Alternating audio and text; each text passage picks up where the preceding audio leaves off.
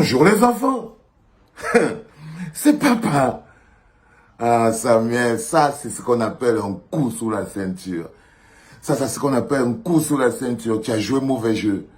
Tu as joué mauvais jeu. Tu as brisé tous les codes de la famille. Tu as joué mauvais jeu. Tu as même essayé de m'humilier. Tu as même essayé de m'humilier. C'est pas normal. C'est pas normal. Quand je te fais un reproche, Samuel, c'est pour que tu t'améliores. C'est dans le but de t'améliorer. It's because I love you. C'est dans le but de t'améliorer.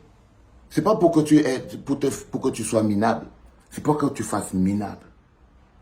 C'est pas pour que tu fasses le minable, frère. C'est pour que tu t'améliores. Vous voyez, il y a quand même quelque chose qui est clair, c'est que tu as répondu à beaucoup de questions. Et ça, j'ai beaucoup aimé. Et ça, j'ai beaucoup aimé. Tu as répondu à beaucoup de questions. Déjà, tu as répondu aux gens qui disaient, ah ouais, est-ce que Volsero, il parle d'Eto? Est-ce que Eto te connaît même? Est-ce que Eto, t'as même déjà vu? Est-ce que Eto, patati, patata, en dit 2 ans? 2 ans de farotage? 2 ans de farotage, vous dites que, oh, est-ce qu'il te connaît? Donc, au moins, tu as rassuré tout le monde là-dessus.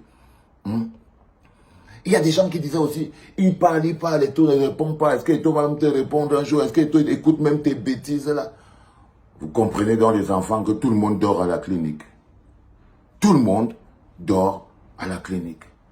Personne ne passe toute une journée sans faire un tour à la clinique. Que ce soit en faux profil, que ce soit en masqué. Ok? Ça, c'est très important à comprendre. Mais on ne parle pas quand même de 5 francs, hein, les gars. Soyez sérieux. Soyez intéressants parce que l'information est importante. On parle de 78 600 000 francs, les enfants. Hey! On n'est pas en train de parler de 5 francs, hein? Vous, les gens qui parlent tous les 2 à 5, là, on n'est pas en train de parler de 5 francs. On est en train de parler du bon argent et du vrai argent.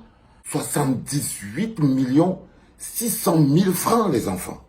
Et le journaliste ne lui demande pas que, Mola, tu donnais l'argent là au Mola, là, pourquoi? Le journaliste ne lui demande pas que, frère, 5 000 € par mois, fois 12, c'est quoi? C'était ta femme? C'était ton ami? C'était qui? C'était quoi pour toi? Tu voulais le vendre aux femmes là? Je ne sais pas. Parce qu'il y a quand même, vous devez quand même rester un peu logique. On est en train de parler d'une histoire très intéressante, mais de beaucoup d'argent. Ok? Ça, c'est très important. Je suis un peu gêné que le journaliste ne lui ait pas posé la question. Mais il y a une chose que vous devez comprendre, les enfants, et qui est important. Avant qu'on entre sur les détails de pinaillement, et qui est important, c'est que papa coûte cher. C'est que papa coûte cher. Ça veut dire que si papa avait un prix 7 millions 660, machin, truc, tout ça là, ce n'est pas suffisant. Ça veut dire que ce n'est pas suffisant. Ce qu'il vous a dit dans cette capsule, c'est que papa est incorruptible. Est-ce que je veux dire? Prenez toujours des leçons. Ne vous énervez pas. Vous prenez pas la tête. On dit que quand le changement est inéluctable, même les actes de conservation les plus durs deviennent des actes de changement. Ce qu'il vient de faire Samuel, en essayant de m'humilier, vous voyez, c'est qu'il fait un acte de conservation. Mais pour moi, c'est un acte de changement. Parce que c'est un acte de vérité qui permet de mettre certaines vérités sur la table. C'est un acte de vérité qui permet de mettre certaines vérités sur la table. C'est que, voilà, il y a des gens qui n'ont pas de prix. Il y a des gens qui n'ont pas de prix. Si c'était vrai, évidemment. Mais je ne veux pas me mettre sur le débat de si c'était vrai. La question que vous devez poser à Samuel, c'est pourquoi il a donné tout cet argent. Mais toi, Samuel, tu t'es mis dans les problèmes parce que tu sais toi-même que si moi je dis maintenant pourquoi tu as dû donner cet argent, si tu l'avais donné, toi tu vas avoir des problèmes. Tu sais que tu vas avoir des problèmes. Donc je me suis rendu compte que tu te mets même dans une zone d'inconfort. Parce que si le journaliste te demandait que tu lui as donné tout cet argent, ce milliard de francs-là, tu lui as donné ça dans le cadre de quoi? C'était quoi? Vous étiez en affaires, vous étiez des amis, c'était quoi? Tu vas lui justifier ça comment, frère? Tu vas lui justifier ça comment? S'il te demande ça et que tu dois dire la réponse, tu vas aller en prison. Tu vas aller en prison, frère. Donc, je trouve personnellement que tu as encore perdu le contrôle. Tu étais très énervé. Tu étais très énervé. Parce que tu es parti à la FECA Foot. Tu es parti à la télévision pour faire le bilan de tes 300 jours de la FECA Foot. Et tout ce qu'on a retenu de ton passage, c'est que j'ai donné 5 000 € à Valsero fois. Personne ne sait ce que tu veux. C'est ça que tu voulais aller leur dire. Tu te rends compte que de toute ton interview, c'est tout ce qu'on a retenu. Et ça ne te dérange pas. Tu avais des choses à expliquer, tu voulais expliquer des choses. Tu voulais dire des choses, répondre à des questions. Éclairer l'opinion publique. Et qu'est-ce qu'on te fait comme rendu derrière? Un buzz. Un buzz. Mais ce que tu as réussi quand même à dire aux gens, c'est que vous voyez, vous les enfants là, vous les étaux-moutons là, vous voyez donc que le patron est 1 milliard jusqu'à là. Ça ne suffit pas. Lui, vous seulement pour qu'il vous salue, vous êtes prêt à vous coucher par terre. C'est-à-dire que c'était quelqu'un d'entre vous là, pour 500 €, le gars devient fou. Pour 1000 francs, le gars devient fou. Vous êtes capable de tous devenir fous. Non, il vous a expliqué juste que le mec, il est incorruptible. Dans le monde, il y a deux mondes. Il y a le monde des grandes personnes et le monde des petites personnes. Dans le monde des petites personnes, ils appelleraient ça l'ingratitude. Quel ingrat. Quand quelqu'un te donne quelque chose, ta vie lui appartient. Quand quelqu'un t'aide dans ta vie, ton âme lui appartient. Quand quelqu'un... C'est pour ça que vous êtes tous achetés au Cameroun. C'est pour ça que vous êtes tous achetés au Cameroun. Quand tu rêves que quelqu'un va te donner quelque chose, tu deviens son esclave. Tu deviens son obligé. Tu n'as plus ta propre conscience, tu n'as plus de personnalité, tu n'as plus de dignité. Tu n'as plus rien. Il a acheté ton âme. Je vous ai toujours dit de faire attention à la générosité du diable. La générosité du diable a un seul objectif, c'est vous acheter votre âme.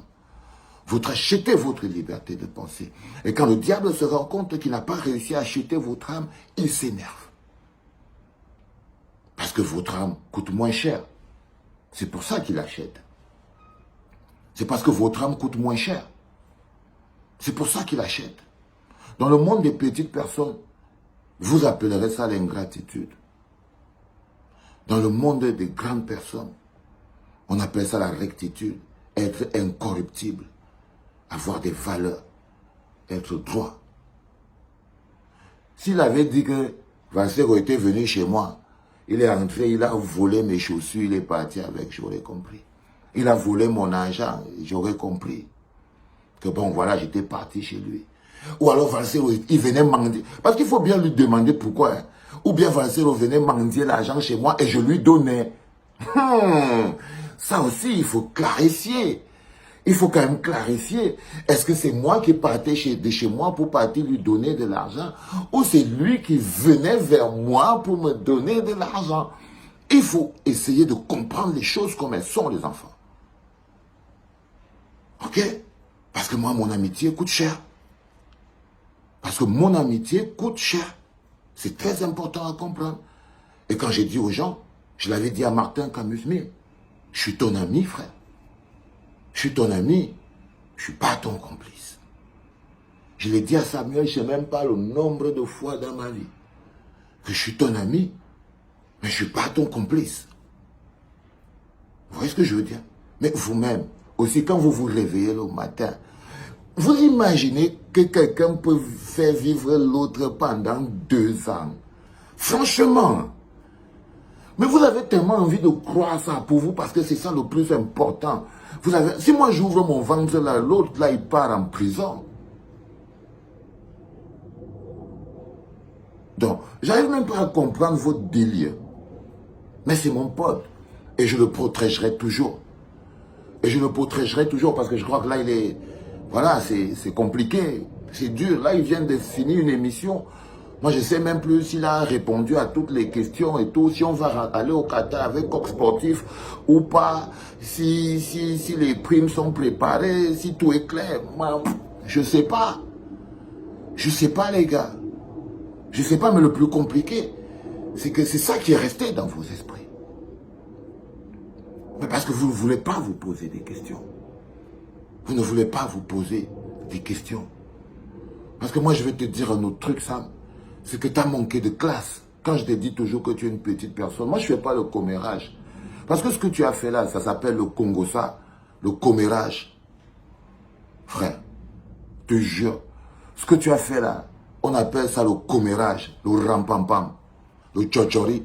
Pour que moi je vienne demain, je dis, oh non, jamais, il n'a jamais fait ça. Tu as fait le commérage, frère. Tu es un commère. Tu es un commère, tu es un minable petit commère. Et c'est pas normal.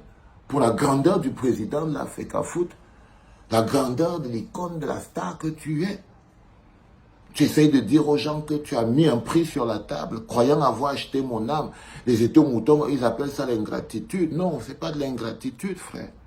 C'est pas de l'ingratitude. Pas du tout. Il y a forcément quelqu'un, et c'est dommage que, tu vois, Benjamin t'ait laissé dire ça. Parce que je suis sûr que, je sais pas, vous avez dû vous asseoir entre vous et dire non, sors ça maintenant, ça va faire ceci. Bondi te dit, oui, vas-y, dis, tu vas dire que machin, tu es pas tati. L'autre me dit que si tu énerves, on va même mettre les comptes. Vous voyez ce que vous faites? Vous croyez que vous lui rendez service? Non, non, non. Mais c'est à moi de le protéger. C'est à moi de te protéger, frère. Parce que là, tu cours. Tu cours, t'arrêtes pas de courir. Tu vois, au point de dire un peu du n'importe quoi à 2 ans, frère. Tu t'imagines la quantité d'argent que tu viens de dire comme ça là. C'est un peu comme si tu pouvais dire que tu m'avais donné un avion alors que les gens ils me voient toujours marcher à pied. On parle du milliard là. J'aurais même déjà fait des immeubles au Cameroun avec ça. C'est au sérieux, les gars. Et on peut même chercher ça à quelle époque même. Parce que c'est aussi un peu important aussi quand même. Le journaliste, il est quand même un journaliste à 2 balles. Ça dit qu'on devait quand même lui demander, hé frère, tu lui as donné les milliards là, c'était quand? Avant qu'il ne parte en prison ou après qu'il soit sorti de prison.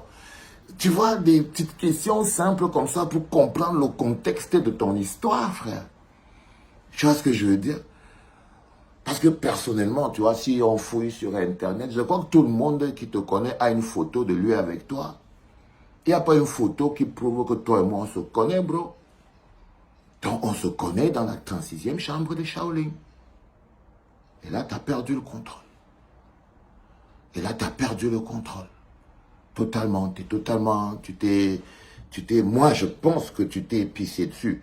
Les étos-moutons pensaient que tu as prouvé que tu es généreux et que moi, je suis ingrat. Tout ça. Mais non, frère. Je suis désolé, tu as été minable. Tu n'as pas été grand du tout. C'est un peu gênant parce que quand je te fais des critiques, c'est pour que tu grandisses. C'est pas pour que tu te fasses minable. Tu vois, c'est pour que tu aies toujours de la hauteur et tout, mais c'est comme si on t'a attaché une enclume sur le pied, et cette enclume te tire vers le bas, et te tire vers le bas, et tu vois, tu crois que tu peux mettre sur la balance, je sais même pas quoi, mon intégrité, ma dignité, quoi, je sais pas. Non, frère, laisse mon intégrité et ma dignité tranquille, t'as un boulot à faire. Fais le bien. Fais le bien. Et là, ce boulot est en train de te dépasser. Ok? C'est ça le problème. Il est plus grand que toi. C'est un boulot qui demande beaucoup de grandeur. Et là, tu n'as pas encore réussi à avoir la grandeur qu'il faut. C'est tout ce que je peux te dire. Pour le reste, ton histoire de 2 millions, patati patata, je suis désolé, frère. Je suis désolé. Je t'avais pas vendu mon âme, ça c'est d'un. Ton histoire de je sais pas moi, 2 ans de 5 000 euros, ce qui fait pratiquement francs quand même, mine de rien. Hein? C'est pas rien, les gars. Mine de rien, ça fait beaucoup d'argent. Je sais pas dans quelle planète tu étais, mais bon, bref.